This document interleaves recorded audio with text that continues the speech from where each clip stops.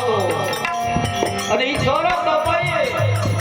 ત્યાં એક જ કીધું બાવલિયા અત્યારે તારી જરૂર નથી જો સોરા બાપાએ રામદેવને બાવલિયો કીધો તો આખા ઇતિહાસ કારણ કે બાવો બની જાવતો અને તે સોરા બાપાએ માગ્યું હતું કે જમનામાની છેલ્લી ઘડી 6 મહિના અગાઉ જમનામાએ જાહેરાત કરી દીધી સોરા બાપાના પત્ની કે બસ હવે મારી પાસે 6 મહિના છે ને સોરા બાપા કે ભંડારી એ ગોળ ગોળ નહીં ટાઈમ આપી દો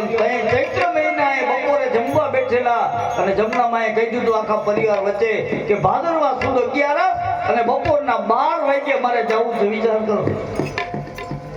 અને એના દીકરા મોટા હરજીભાની પત્ની મોરબી પ્રજાપતિના દીકરી આતો દેવ આવેલા તેરાવી લીધા નોમને એને કીધું કે રોટલો ઘડો મારે વહુના હાથનો રોટલો ખાવો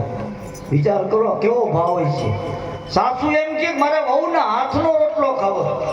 દર્શન નદી આવ્યા કીધું બેટા રોટલો ઘડો તો બા કાલે ઘડ દે તો કાલ 11 છે ખવાય નહીં સાંજે બનાવો રોટલા બન્યા ખાધું બધા સુતા રાત્રે ભજન કરે છે વહેલી સવારમાં સોરામ બાપાએ ઉઠીને કીધું ભંડારી જવું જ છે ને તો કે હા પાકું સવારમાં તૈયારી થઈ જો આને માગ્યું કેવું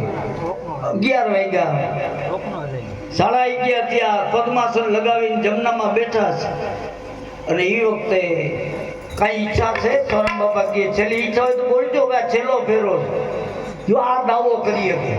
છેલ્લો ફેરો તો ઈચ્છા હોય બોલજો તો કે નહીં આ ઘડીએ જો આપણો સદગુરુ સામે ઊભો હોય તો બેડો પાર થઈ જાય સોરામ બાપા સમાચાર મોકલ્યા એના ગુરુ કોણ ફુલગર મહારાજ આવ્યા ઘોડી ઉપર સવાર થઈ એની ચદર વિધિ કરી એક ડોકડો પગમાં મૂકી હાથ જોડીને બેસી ગયા આમ ફુલગર મહારાજ આમ સવારામ બાપો ઉભરો આખો પરિવાર ધીમે ધીમે કરતા કરતા 12 માં 10 જ મિનિટની વાર સવારામ બાપા આંખો ખોલીને વિચાર કરે હજી આવ્યો કાને ટાણું થઈ ગયું જેને રોટલા ઘડીને તારા માટે ખોરાવ્યા એનું ટાણું નથી આવતું 12 માં 5 મિનિટની વાર ભક્તો જો વાણીની તાકાત કેને કહેવાય આનું નામ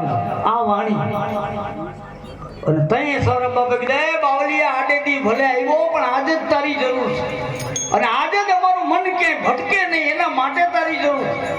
અને સૌરભ બાપા એ વાણી બોલ્યા કે ભટકેલા મનની બાવલિયા ભૂલું રે સુધારજો આજ સમજણ